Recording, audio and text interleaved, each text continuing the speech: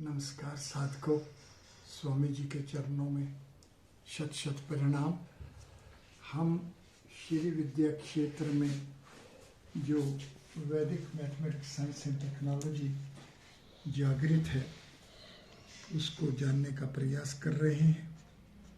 श्री क्षेत्र में श्री ओम की विद्या में जो हमारे पास वैदिक गणित है, वैदिक मैथमेटिक्स साइंस एंड टेक्नोलॉजी है, इसको हम जानने का प्रयास कर रहे हैं।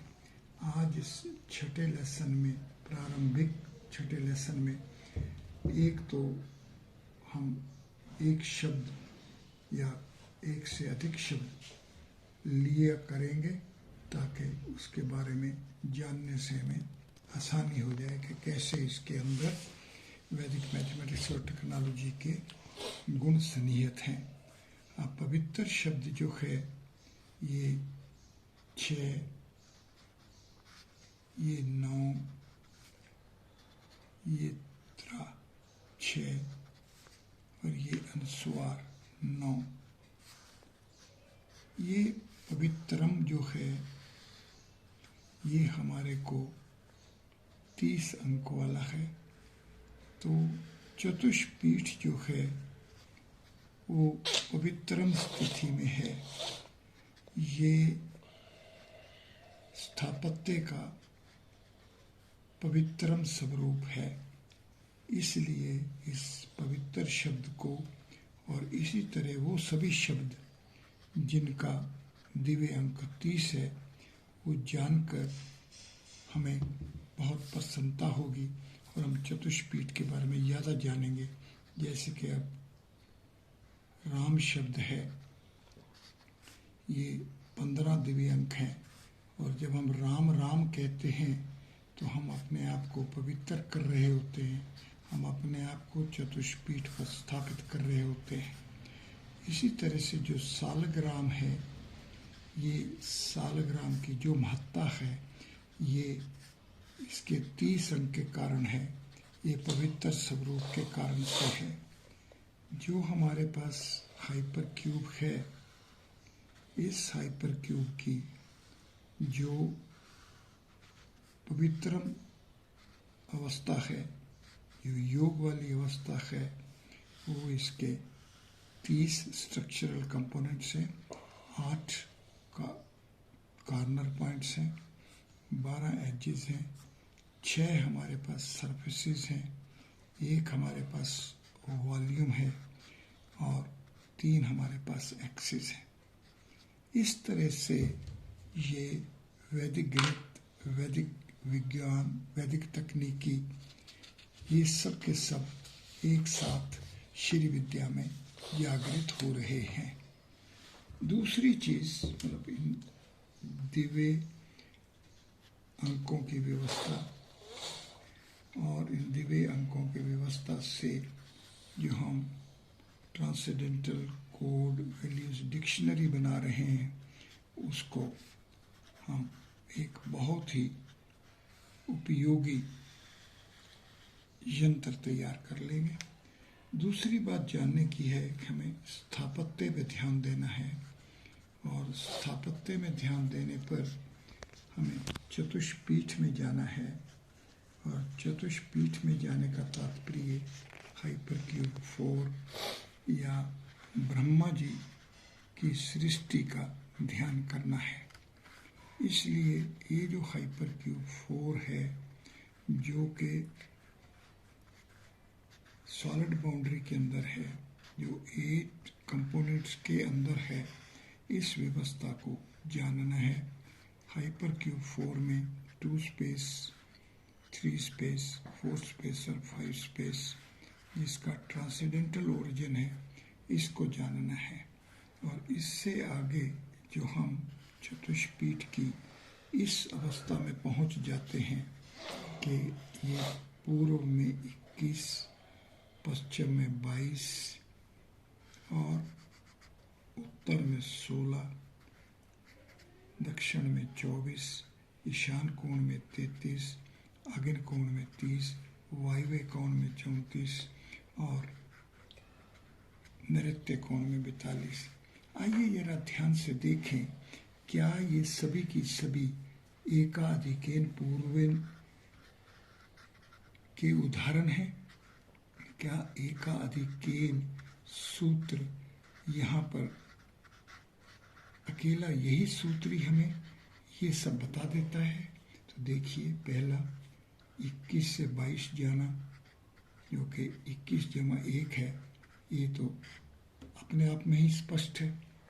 अब देखिए, 16 से 24 में जाना का तात्पर्य हुआ 2 गुना 8 से 3 गुना 8 में जाना, और 3 जो है 2 जमा 1 है, तो हम जान पाएंगे कि किस तरीके से जो उत्तर है इससे दक्षिण में जो जाना है, ये भी एकाधिकेन पूर्वेन सूत्र को जो अनुरूपेण जो पहला उपसूत्र है उसके साथ मिलाकर प्रयोग में लाएंगे, तो हम जिस तरह से पूर्व से पश्चिम में जा सकते हैं, इसी तरह से हम उत्तर से दक्षिण में भी इस एकाधिकेन पूर्व का उपयोग कर सकते हैं। आइए आगे देखें कि हमारे पास ये जो अगिन कोण है ये 30 है, ईशान कोण है 33 है। अब 30 3 गुना 10 है और 33 3 गुना 11 है, तो ये 10 से 11 जाना एकाधिकेन है। तो इसलिए एकाधिकेन को हमें किस तरीके से डबल डिजिट सिस्टम्स में भी उपयोग करना है, किस तरीके से एक पट्टी और दूसरी पट्टी में एक साथ चलना हो और एक पट्टी में कोई परिवर्तन ना हो रहा हो और दूसरी पट्टी में हम एकाधिकेन से बढ़ रहे हों, तो ये हमारा एकाधिकेन सूत्र का अन्य प्रयोग है। आइए अब देखें किस तरीके से वायव्य कोण 34 से हम नैऋत्य कोण 42 में पहुंचते हैं। देखिए ये क्या है, ये 34 है, ये 34 जमा 8 है, और 1 जो है इसका दिव्य अंक 8 है। ये 34 हाइपर क्यूब 9 है और ये 42 हाइपर क्यूब 11 है। ये 9 से 11 में जाने का तात्पर्य हमारे पास डायमेंशन से डोमेन में जाना है, और यही हमारा एक किस्म का 9 से 9 जमा 2 में जाना है, तो हम अनुरूपेण का उपयोग कर रहे हैं। इस तरह से हमारे को स्थापत्य में इन गणित सूत्रों का कैसे उपयोग हो रहा है ये जानते रहना है। अब आइए हम देखें कि किस तरह से सांख्य योग और योग, तो सांख्य निष्ठा और योग निष्ठा दोनों कैसे समांतर विद्याएं हैं और दोनों को कैसे हम उपयोग में ला सकते हैं और समझ सकते हैं। हमारे पास 1 2 3 इस तरीके से हम एकाधिकेन पहले सूत्र का उपयोग करते हुए हम पहुंच रहे हैं। आइए, ये जो हमारे पास 1 2 3 ऐसा लिखना है, इसको हम जब 0 1 0 2 0 3 और ऐसे लिखेंगे तो यहाँ 9 तक पहुँचेंगे। इसको जैसे ही 10 में देखेंगे तो हमें मालूम हो जाएगा कि all from 9 and last from 10 का उपयोग, तात्पर्य ये कि अगर हम 10 बिंदु ले लेंगे और इनके अंदर 9 गैप्स लेंगे, तो ये किस तरीके से डिस्क्रीट पॉइंट्स से हमारे को कॉन्टिन्यूटी बनानी है, इस पर पहुंचना है, तो ये हमें सूत्र 1 से सूत्र 2 में पहुंचा देता है। आइए अब देखें कि हमने जब 1 से 10 तक पहुंचे तो इस तरीके से एकाधिकेन पूर्वेन से हमें 10 कदम लेने पड़े। पर अगर हम 2 को 1 मान लें तो हमारे पास 2, 4, 6, 8 और 10 केवल 5 स्टेप्स में ही हम वहाँ पर पहुँच गए। ये जो 5 स्टेप्स में पहुँचे, ये हम 1, 2, 3, 4 और 5, अगर एक को एक लेके चलते तो यहाँ तक पहुँचाता, और यहाँ तक पहुँचे तो हम 10 तक पहुँच गए। इस 10 तक पहुँचने को अगर हम ध्यान से देखें तो हम 10 से वापस इधर 5 कदम लें और 1 से 5 तक ये कदम लें, तो ये 1 से 10 जो एक को एक मान के चलना था, इसी का उपयोग हम ऐसे कर पाते हैं। तो ये जो सूत्र 2 है, ये निखिलम नवस्ताचरमम दशता 7, 14 और 7, ये प्रथम सूत्र में हम एक तरफ से आगे बढ़ते चले जाते हैं, लेकिन सूत्र 2 हमें बताता है कि मध्य में हम दोनों तरफ से पहुंच सकते हैं। ये सूत्र 1 से सूत्र 2 में जो हम पहुंचे, इसको बहुत ही सफलता पूर्वक पहुंचना कह सकते हैं। ये मैथमेटिक्स की बहुत बड़ी प्रोग्रेस है। इस तरह से हम आगे देखें, हम पहले हम रेखा पर चलते ही जा रहे थे, बढ़ते ही जा रहे थे। दूसरे सूत्र में हमें बताया कि हम दोनों तरफ से चल के मध्य में पहुंचने के को अगर अपनाएंगे तो हमारे पास जो एक को एक मान रहे थे और यहाँ 2 को जब एक मान रहे हैं तो आधा काम करना होगा। यहाँ हमें 1 से 10 तक चलना पड़ेगा, पर यहाँ केवल 1 से 5 तक करना पड़ेगा। तो जो ये न्यूमरल्स हैं हमारे पास 6, 7, 8 और 9, इनको देखिए, ये 5 जमा 1 है, ये 5 जमा 2 है, ये 5 जमा 3 है, ये 5 जमा 4 है, या ये 10 माइनस 1 है, ये 10 माइनस 2 है, 10 माइनस 3 है, 10 माइनस 4 है। इस तरह से -4, -3, -2 और -1 का भी हम उपयोग कर सकते हैं। ये जो हमें 1 से 5 तक और -4 से -1 तक न्यूमरल्स मिले, तो 1 से 9 के न्यूमरल्स को कैसे -4, -3, -2, -1 और 1, 2, 3, 4 और 5, इनको जैसे इसमें कन्वर्ट करेंगे, इसमें ट्रांसफॉर्म करेंगे, तो हम कितना बड़े न्यूमरल्स को रिप्लेस कर रहे हैं और ये कंप्यूटेशन में कितना फ़ायदा होगा, ये हम देखकर बहुत आनंदित होंगे। तो अब हमने पहले सूत्र को एक ही रेखा पर चलते रहे, दूसरे सूत्र में मध्य में जाने के लिए दोनों कॉर्नर पॉइंट से पहुँचे। तो अब तीसरे सूत्र में ये है कि हम इसको जो 2 दिशाएं हैं, जो x एक्सिस और y एक्सिस वाला है, इससे हम ऊपर जा सकते हैं।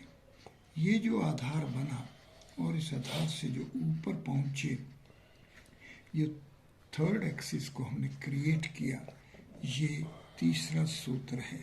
सो ऊर्ध्व तिर्यकभ्याम जो हमारे पास सूत्र है, इस देखिए किस प्रकार, पहले x एक्सिस पे चलिए, फिर मध्य को x एक्सिस y एक्सिस से फ्रेम करिए और उसके पश्चात इस मध्य से आप तीसरी एक्सिस की तरफ चलिए।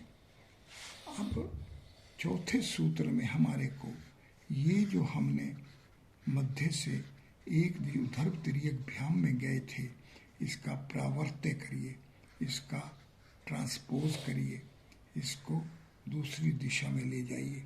तो इस तरह से हम सूत्र 1 से सूत्र 2 पर, 2 से 3 पर और 3 से 4 सूत्र पर पहुँचे। ये केवल हम इन अंकों की विद्या से, इन न्यूमरल्स के ध्यान से देखने से हम देख पाए कि इसी के अनुसार सूत्र 1 से 2 में, 2 से 3 में ऐसे ट्रांसफॉर्म हो रहे हैं, ट्रांजिशन हो रही है, या इसको दूसरी दृष्टि से देखें कि इन सूत्रों के जो नियम दिख रहे हैं उन्हीं से ही हम इस अंक विद्या को और ज़्यादा ध्यान से देख पाएंगे। आइए ये देखें कि जो चौथा सूत्र है प्रावर्त्य योजित, तो ये रेखा जो एक दिशा वाली थी इसका परिवर्तन करेंगे तो इस तरह हो जाएगी। ये जो आधार है जिसको हम एक फेस वाला मानते हैं तो इसको हम 3 स्पेस में 2 फेसेस वाला मानेंगे। ये 3 डायमेंशनल फ्रेम जो है जिसको हम एक मान रहे हैं इसको हम विभाजित करके 2 3 डायमेंशनल फ्रेम्स और अपोजिट ओरिएंटेशन वाला मान लेंगे। इसके आगे ये जो स्वास्तिक है इसको हम एक दिशा में चक्रवत की बजाय या दूसरे चक्रवत दिशा में देख पाएंगे तो ये हमारे पास चौथे सूत्र का ही उपयोग होगा। इससे आगे जो स्पाइरल्स बनेंगी, इन स्पाइरल्स की दिशा जो होगी इस तरह से देखेंगे कि जो रिफ्लेक्शन इमेज है ये न केवल प्लस से माइनस पहुंचने वाला नहीं है। तो सूत्र 4 से 5 में जाने के लिए जब हम देखेंगे कि हम इधर चले तो यहाँ से यहाँ पहुँचने में हमने +1 किया और जब इधर चले तो हम इससे -1 में पहुँचे तो क्या हुआ, इस मध्य में 0 हो गया। तो ये रेखा जो और ये रेखा और इन दोनों के अंदर ये जो मध्य है ये हमारे पास नदी बन रही है, ये प्रवाह हो रहा है। ये नदी का एक किनारा है, ये नदी का दूसरा किनारा है और इसके बीच में ये जो शून्य जा रहे हैं, ये जो स्ट्रक्चर्ड पॉइंट्स बना रहे हैं, ये जो सत्ता बन रही है, यही हमारे पास 5वां सूत्र है। इस 5वें सूत्र तक पहुंचना हमारा इन न्यूमरल्स से 0 में जो कि प्लेस वैल्यू भी बनेगा वहाँ तक पहुँचना है। और इससे आगे इसी के अनुरूप जब हम धरातल की बजाय या हम आकाश में पहुँचेंगे, जब हम कैलाश में पहुँचेंगे और जो हम पाताल में पहुँचेंगे तो ये इसी के अनुरूप होगा। जैसे यहाँ 0 अपना दर्शन कर रही है उसी तरीके से अनुरूपेण से सूत्र 6 में भी पहुँचेंगे। ये सूत्र 6 में पहुँचना और इसके पश्चात जो हमारा पूर्ण अपूर्ण भ्याम है, ये पूर्ण अपने आप में एक इंटरवल है या अपने पास एक हाइपर क्यूब 2 है या हमारे पास हाइपर क्यूब 3 है। किस तरीके से ये 2 भागों में बटेगा जब इंटरवल, तो ये हमारे को ऐसा देगा कि ये क्लोज्ड इंटरवल है तो इसका दूसरा हिस्सा जो है जो हाफ क्लोज्ड इंटरवल है। ये जो विभाजन है पूर्ण और अपूर्ण दोनों का एक साथ होना, यही हमारे को जब कोई मध्य से पॉइंट चलेगा, इतना चलेगा कि इतना अभी चलना रह जाएगा, या इतना चलेगा तो इतना संकलन रह जाएगा। तो सूत्र 6 से सूत्र 7 में पहुंचना और इससे आगे कि अगर हमारे पास चलने से इतना है तो इस चलने से पहले जो स्टेज थी उसको हम डेफिशिएंसी कहेंगे। इस तरह से हमारे को इस क्रम के अनुसार जब हम इन सूत्रों में पहुंचेंगे और इन सूत्रों को क्रम अनुसार अपनाएंगे तो हम केवल अंक विद्या नहीं, हम स्थापत्य को भी साथ लेकर चल रहे होंगे। ये वो अंकों से स्थापत्य में पहुंचना ही हमारे को प्रकाश की विद्या में ले जाएगा और इसी से ही हम ज्योति में पहुंचेंगे। तो अगर हमारे को वैदिक गणित के आधार पर वैदिक मैथमेटिक्स साइंस एंड टेक्नोलॉजी को अपनाना है, वहाँ तक पहुँचना है, तो हमें जैसा कि स्वामी जी ने हमें बताया है कि हमें ध्यान करना होगा। और ये ध्यान के माध्यम से हम अंकों से हम किस तरह से स्थापत्य में पहुँचेंगे, सांख्य से किस तरह से योग निष्ठा में पहुँचना है, इन दोनों का साम्य कैसे है, ये सब जानना होगा। इसके लिए उदाहरण के स्वरूप में एक शब्द सम है। सम का तात्पर्य होता है इक्वल। अब प्रश्न उठेगा कि इसके अंदर वो कैसे है ये मीनिंग। तो अब ये 2 अक्षर हैं, एक सा है, एक माँ है। ये 3 जमा 1 है, ये 9 जमा 1 है, ये 4 है, ये 10 है। तो ये सम कैसे है? 4 कदम वाला है, और ये भी 4 कदम, 1 2 3 और 4। यहाँ पर योग 4 है, फिर यहाँ पर योग 10 है। इन दोनों के अंदर सम क्या है? 4 स्टेप्स। ये भी 4 स्टेप्स है। ये 4 अफाइन स्टेप्स है, इक्वल वैल्यू वाले स्टेप्स है, और ये प्रोग्रेसिव है।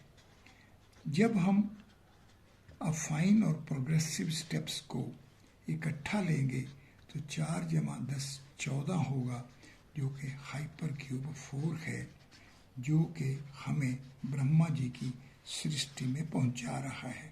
इस तरह से साधकों हमें ध्यान से अपने बुद्धि को परखर करते हुए हमें वैदिक मैथमेटिक्स साइंस एंड टेक्नोलॉजी के क्षेत्र में प्रवेश करना है। तो ये हमारे पास जो वर्ण हैं, इनसे जो हमें अंकों में पहुंचना है, यहाँ से जो स्थापत्य में पहुंचना है, और ये जो 4 स्पेस में पहुंचना है, यहाँ पर जो स्पेशियल डायमेंशन होगी, ये 2 जमा 2 बराबर 2 गुणा 2 वाली जो क्षेत्र में हम पहुंचेंगे, तो हम देखेंगे कि यहाँ पर 1/2 हाफ एज ए यूनिट मिलेगा। तो इसी तरीके से हाइपर क्यूब्स जो हैं ये फुल यूनिट वाले, और हाइपर क्यूब्स हाफ यूनिट्स वालों को भी जानना होगा।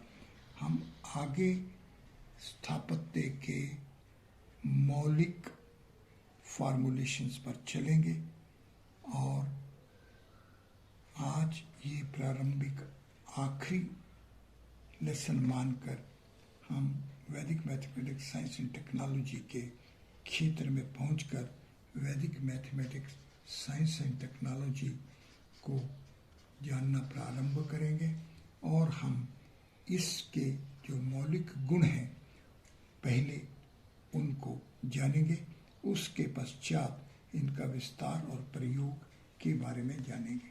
धन्यवाद।